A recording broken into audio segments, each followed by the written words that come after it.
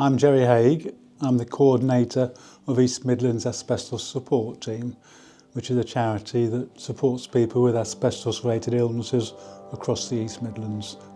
Asbestos is a fibre that's mined and is out there in the natural environment. It's been around since Greek times, but it's still being used. It's in all sorts of buildings, in particular those constructed since the Second World War.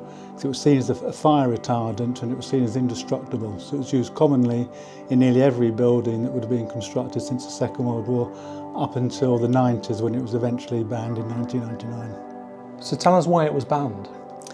There was increasing awareness of the dangers of asbestos.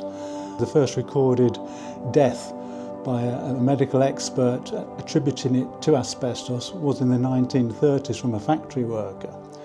And that did lead to some regulations tightening the use of asbestos, but it continued to be used widely throughout industry and throughout construction.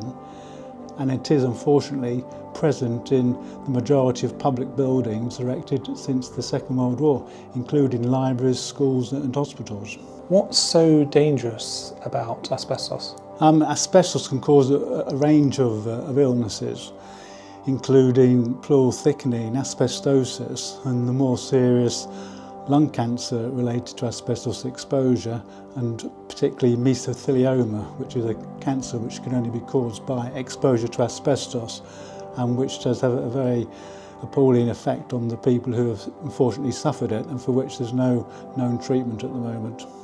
If you come across asbestos, then basically you shouldn't touch it, because any contact with asbestos can cause illnesses of the type that I've described before. There are specialist asbestos removers that exist who can come into any house or building to advise how to remove it, and they will remove it safely. So if I come across asbestos, or I think I've been recently exposed to it, what's your best advice? My best advice would be to contact EMAST, without delay really, because they can help to point you in the right direction to the services and support that you need.